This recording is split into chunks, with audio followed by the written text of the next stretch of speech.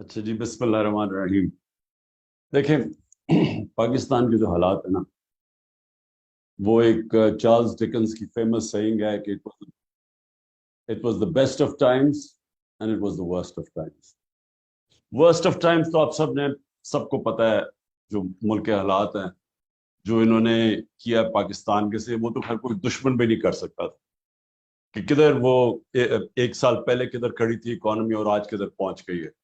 और ये बार बार हमें ब्लेम करते जा रहे थे कि जी हमारी वजह से है। तो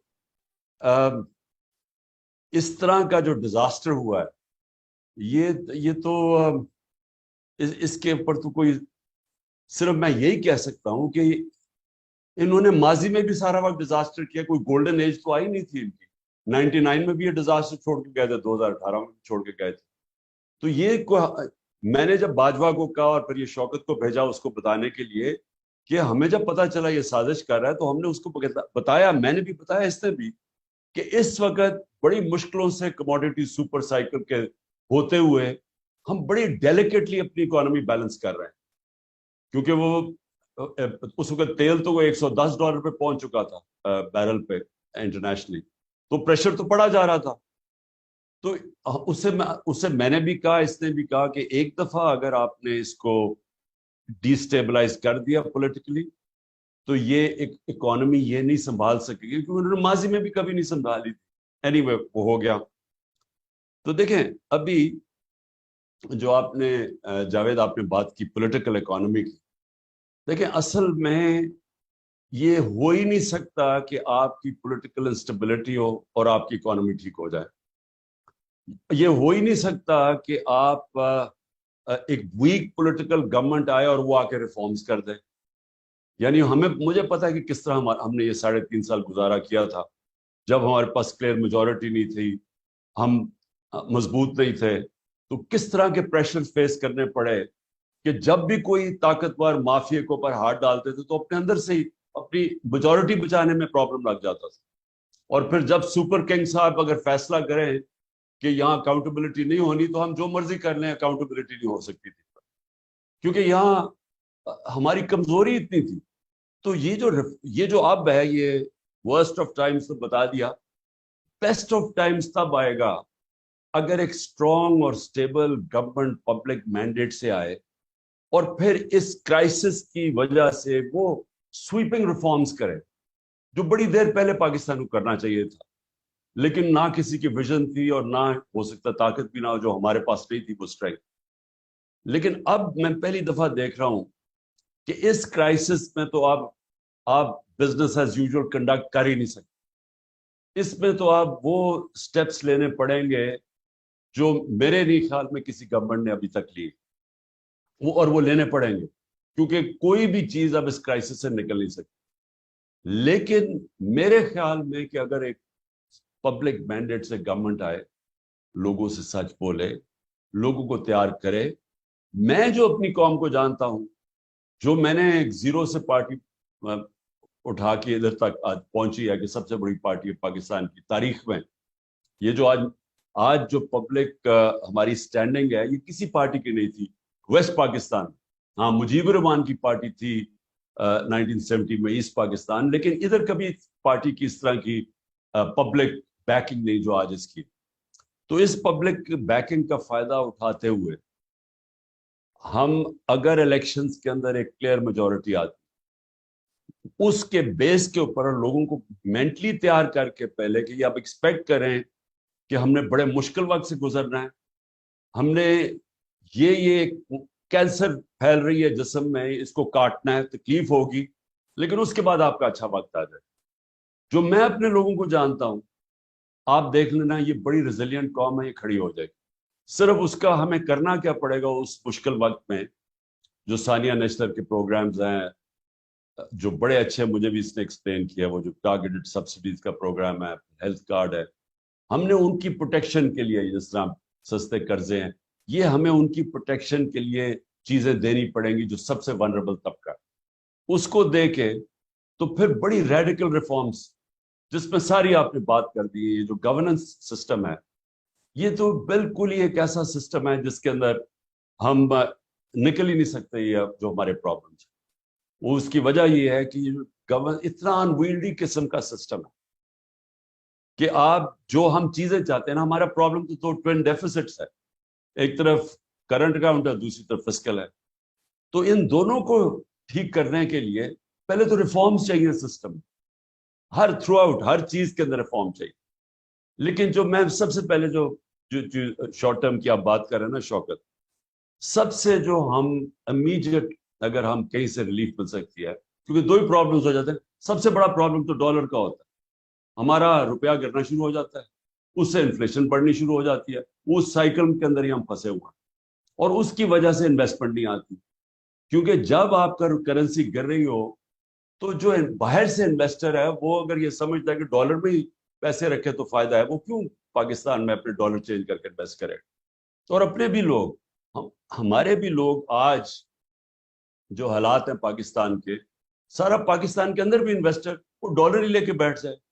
وہ کیوں انویسٹ کرے جب اسے پتا ہے کہ اسے یہی نہیں پتا کہ کرنسی کتنی تیزی سے گرے گی.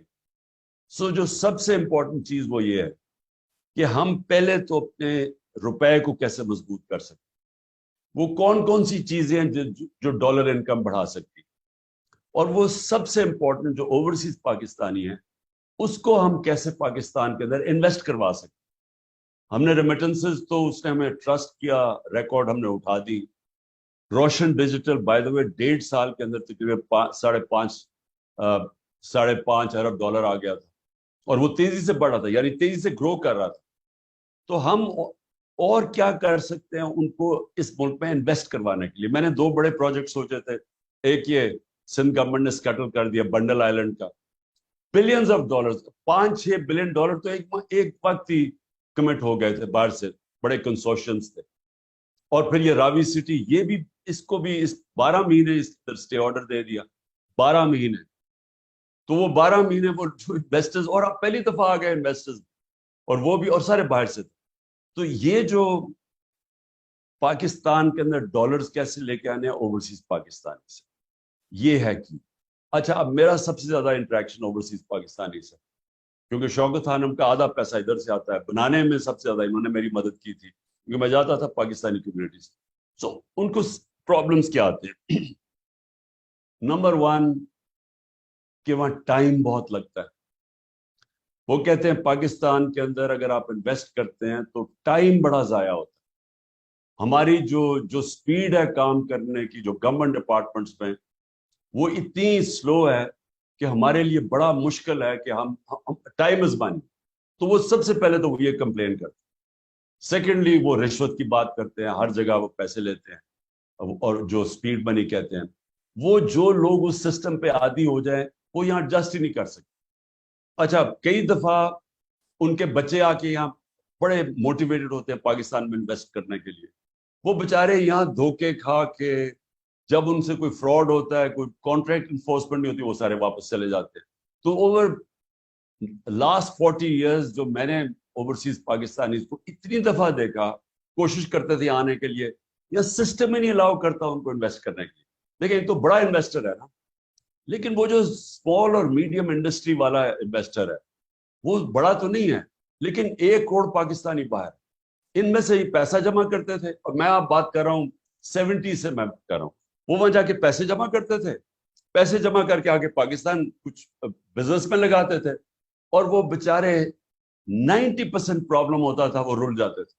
یہاں فراڈ ہوتا تھا, کچھ ہوتا تھا, رشوت, وہ بڑا انویسٹر پھر بھی چل جائے, چھوٹے کے لیے تو یہ سسٹم الاؤ کرتا ہی نہیں ہوتا. سو نمبر 1 میری چیز یہ ہے کہ جو ہمیں ریفارمز کرنی ہے گورننس کے اندر, وہ سب سے پہلے ہم ساری رکاوٹیں روکیں جو کہ ان کے راستے میں آتی. میں جب چائنا بھی گیا, میں نے ان کے پریمیئر سے بات کی, پریمیئر لی سے, کہ ہم پاکستان میں انڈسٹری اپنی ریلوکیٹ کریں. ادھر بھی اسی نے یہ کہا, کہتا کہ اتنی دیر لگتی ہے, وہ سارے کمپلین کرتے ہیں کہ وہاں اتنا پروسیس اتنا لیٹ ہے کہ وہ افورڈ نہیں کر سکتے, وہ چھوڑ کے آ جاتے ہیں. آپ انسینٹیو بھی دیں تو اس کا بھی فائدہ نہیں. سو پہلے تو یہ جو میں کہہ رہا ہوں نا کہ یہ کرائسس اپرچونٹی دے گا اپنا گورننس سسٹم ٹھیک کرنے کا. ہم نے یہ لاسٹ اپنے آخری 6-7-8 مہینے میں اسمال اور میڈیم انڈسٹری پہ بڑا زور لگایا, ان کی, کیونکہ سب سے بڑی تو ان کے اوپر رکاوٹیں تھی, تو ان کی ساری ہم نے گیلوٹین کی, جتنے بھی ان کے اوپر پرمیشنز لینی ہوتی اور انسپیکٹرز اور جو وہ سارا ہم کرتے گئے, تو وہ ہم اس طرف جا رہے تھے. لیکن بہت بڑا رکاوٹ آتی ہے سسٹم کے اندر سے. ایک سسٹم جو کرپٹ ہو چکا ہے, اس میں لوگ پیسے بنا رہے ہیں, وہ چینج آنے نہیں دیتے. ایف بی آر کے اندر ہم نے اتنی ٹیکنالوجی لانے کی کوشش کی, وہ جب وہ آنے لگتا تھا, وینڈر آتا تھا کوئی باہر سے کہ وہ سارے ہم آٹومیٹ کریں, ادھر سے اندر سے کوئی جا کے وہ اندر سے جا کے کوئی کرتا تھا, وہاں عدالت میں چلا جاتا, اسٹے آرڈر میں جاتا تھا. اور یہ جو ٹریک اینڈ ٹریس سسٹم ہے, ہمیں اتنی دیر لگی ہے کیونکہ ساری بڑی بڑی کارپوریشن انڈسٹریز یہ سیلز ٹیکس چراتی ہیں. اور جو ساری جو شوگر انڈسٹری سے جو ہم نے جب وہ کیا اس کے اوپر انویسٹیگیشن, تو 30 سے 25% ساری شوگر انڈسٹری کے لوگ سیلز ٹیکس چرا رہے تھے. تو وہ ٹریک اینڈ ٹریس سسٹم بڑی مشکلوں سے ہم نے, وہ بھی پہلے سیبوٹاج ہوتا رہا, وہ فائنلی آیا, تو اس سے ایک دم انکم بڑھ جانی تھی. لیکن اب پتہ نہیں مجھے کیا سچویشن ہے, لیکن ہماری آخر میں وہ ایک بیوریجز اور یہ شوگر انڈسٹری اور بڑی بڑی جو سیمنٹ ان پہ آنے. تو کہنے کا مقصد میرا یہ ہے کہ اب جو ٹائم ہمیں ہمارے پاس یہ جو کرائسس کا ہے, یہ بہت بڑی اپرچونٹی ہوگی کہ ہم وہ اسٹرکچرل ریفارمز کر دیں اپنے سسٹم میں, جس کے اندر ہم پہلے تو وہ انوائرمنٹ بنائیں انویسٹمنٹ کے لیے. اور میں سمجھتا ہوں کہ سب سے پہلے اوورسیز پاکستانی آئیں گے. چائنا اور انڈیا کی جب انہوں نے کھولی اپنی اکانومیز, تو ان کی سب سے پہلے ایکسپریٹڈ کمیونٹی کی سب سے پہلے انویسٹمنٹ آئی. ان کے لیے ہم تیار کریں, اور دیکھیں وہ فینومینل ان کے پاس ریسورسز اوورسیز پاکستانیز کے پاس. تو میں یہ فگر کوٹ کرتا ہوں کیونکہ مجھے اپنا والوں نے دی کہ 16,000 پاکستانی امریکن فزیشنز کی نیٹ ورتھ $200 بلین ہے. اور جو ٹاپ 10 پاکستانی, امریکہ کی صرف بات کر رہا ہوں, ان کی $25 ارب. تو یہ سارے جو لوگ ہیں یہ ابھی بھی پاکستان کے لیے ترستے ہیں آنے کے لیے, درد فیل کرتے ہیں, ڈیمونسٹریٹ کرتے ہیں جب برا ہوتا, لیکن انویسٹمنٹ نہیں لے کے آتے کیونکہ وہ سسٹم ہی الاؤ نہیں کرتا. اور ہم نے نمبر 1 یہ ہو گیا. نمبر 2 جو میری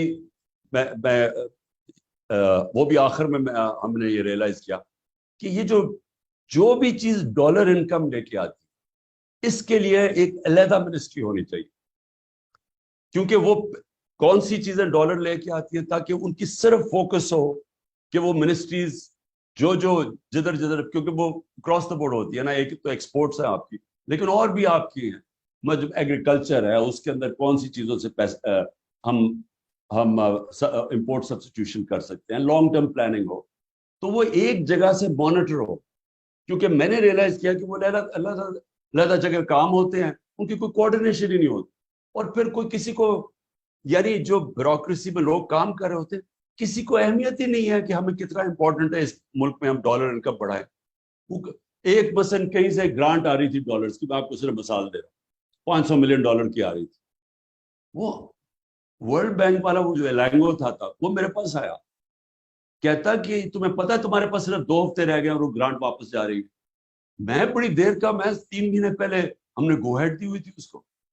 تو میں نے جب چیک کیا, ایک سیکشن آفیسر نے آبجیکشن لگا دی تھی اس کو, گرانٹ آ رہی ہے $500 ملین کی, اس آبجیکشن کی وجہ سے وہ صرف 2 ہفتے رہ گئے تھے, وہ گرانٹ واپس جا رہی تھی.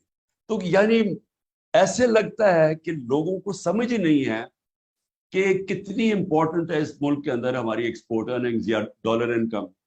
تو میں یہ سوچ رہا تھا کہ ایک اگر منسٹری کا صرف یہ کام ہو کہ کون سی چیزیں ڈالرز لے کے آتی ہیں, اور وہ ان کی سارا وقت پلاننگ ہو رہی ہو کہ ہم کیسے اس کو ایکسپینڈ کر سکتے ہیں, ہم کدھر کدھر پرابلمز آ رہے ہیں وہ دور کریں. تو اور پھر ایگریکلچر ہے, اور مثلا ٹورزم کی کبھی بھی نہیں ہونی چاہیے کہ اس کو یہ پروونسز کے اندر چلے گئے ٹورزم, ان کے پاس کیپیسٹی نہیں ہے ٹورزم ڈیولپ کرنے. ٹورزم فیڈرل سبجیکٹ ہونا چاہیے اوور آل آپ, کیونکہ اس میں اتنا زیادہ پیسہ آ سکتا ہے. صرف ریلیجس ٹورزم میں جو ہم نے شروع کی تھی, ایسی بدھسٹ سائٹس ہیں پاکستان میں, لیکن اس کا کوئی, اب وہ کے پی کے پاس, کے پی میں جو پڑا ہوا ہے مثلا بہت زیادہ سائٹس وہاں ہیں, اور یہ جو 40 فٹ کا سلیپنگ بدھا پڑا ہے جو ہمارے دور میں ڈسکور ہوا, تو اس کے لیے تو پورا ایک پلان بننا چاہیے کہ کیسے अट्रैक्ट करें। मैंने वो कोई बुद्धिस्ट मॉन्क्स आए तो उन्होंने कहा जी यहाँ सारी दुनिया इसको देखना आना चाहती है, वहाँ कोरिया से आए हुए। तो हमारे पास ना केपी के अंदर कैपेसिटी थी कि वो उसको पूरी तरह मार्केट करें या डेवलप करें, और ना ही किसी के पास है।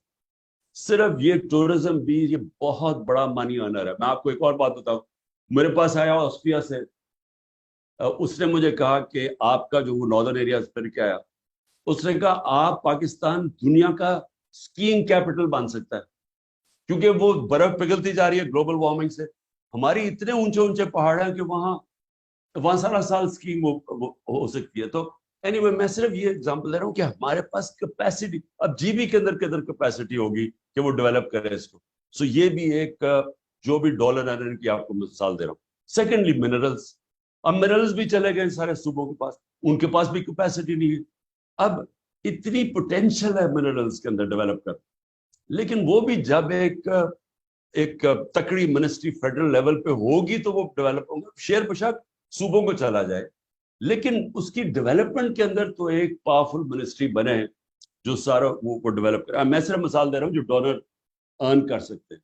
और फिर सेकेंडली जो एक्सपेंडिचर, ये जो आपने बात की बिल्कुल ठीक शौकत, कि इतना ब्लोटेड हमारी गवर्नमेंट बैठी हुई है। अभी आपने फिगर्स दिए हैं उनके ऊपर कितना पैसा, अब उनकी इंक्रीज सैलरी इंक्रीज पे मुल्क की कितनी रिसोर्सेज जाएंगी। लेकिन अगर आप इनकी प्रोडक्टिविटी देखें तो वो जब आप 3 आदमी बिठा देते हैं एक आदमी का काम करने के लिए, तीनों ही नहीं काम करते, और बल्कि रुकावट बन जाते रास्ते में, चीजें स्लो डाउन कर देते हैं हम।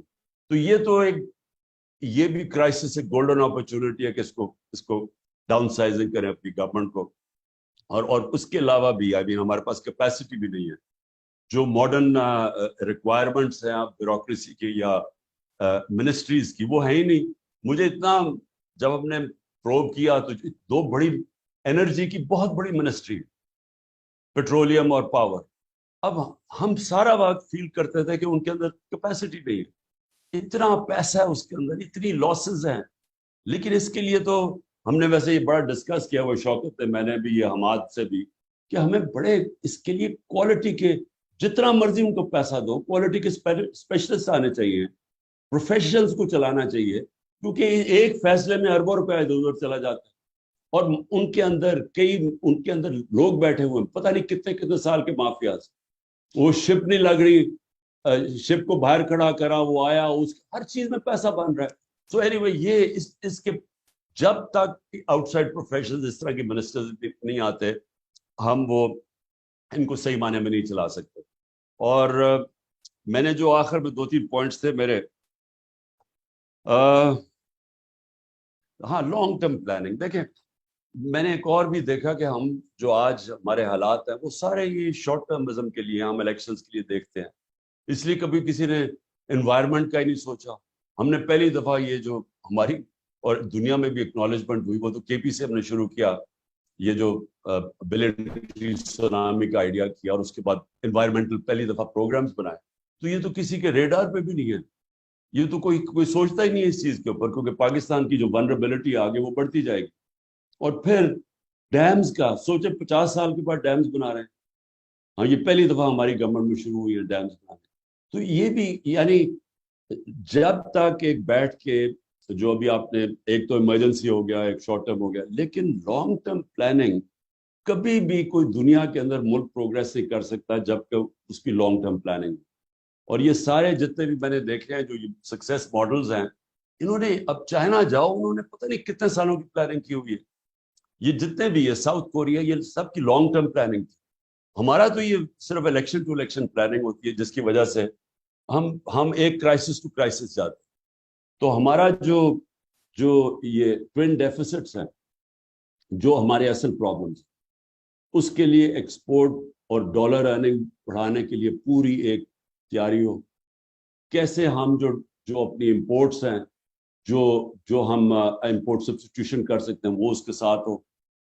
और जो कौन कौन सी और भी जो जिस तरह मैंने टूरिज्म और मिनरल्स का, इनकी हम कैसे इनको डेवलप कर सकते हैं। और फिर खर्चे किधर किधर कम कर सकती है गवर्नमेंट चलाने में, क्योंकि ये इतनी बड़ी जो गवर्नमेंट्स बन गई हैं, यही सबसे बड़ी रुकावट है हमारी उसके ऊपर इन्वेस्टमेंट के अंदर।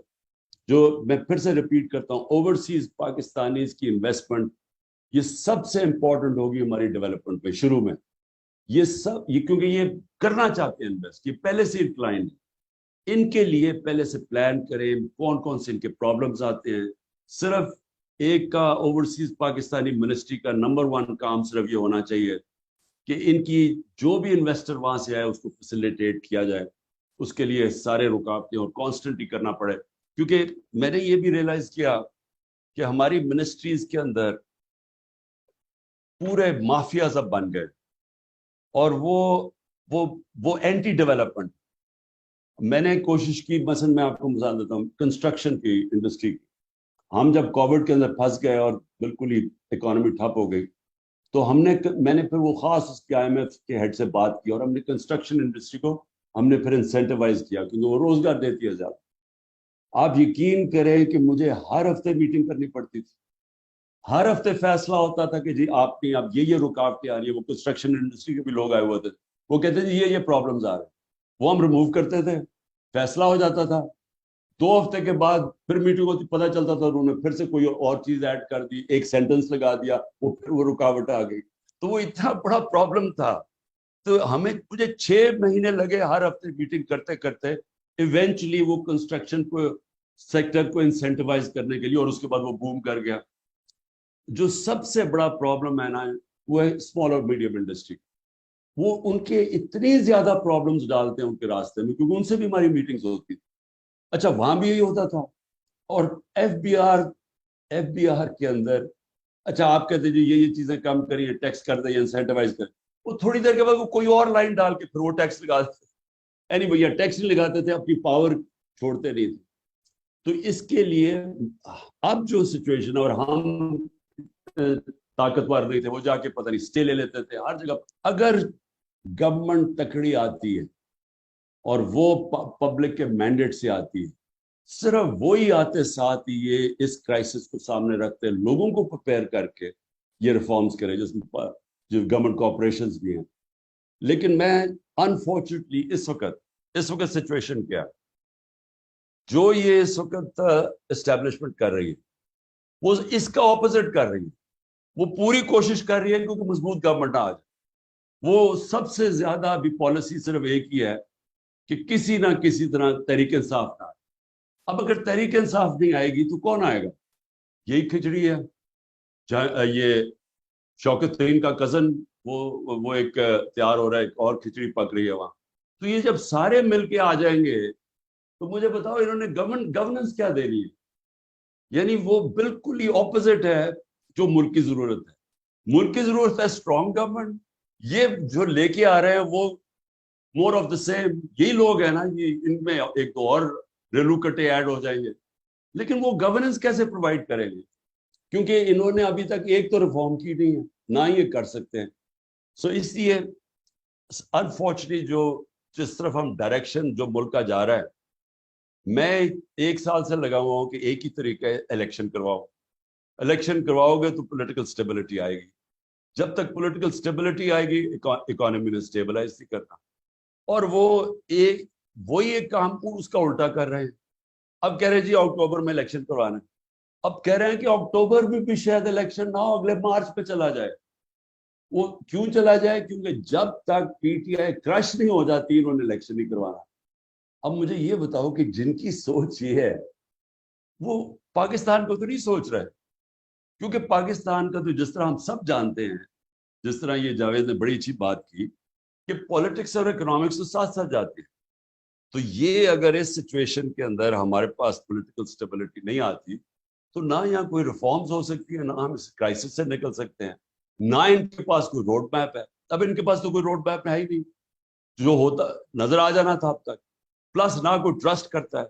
और जो मेरी फीलिंग है कि हमें जो शॉर्ट टर्म में बूस्ट मिलेगी वो ओवरसीज पाकिस्तानी से, वो तो सबसे पहले ही रोशन डिजिटल से पैसा कम हो गया, रेमिटेंसेस गिरनी शुरू हो गई।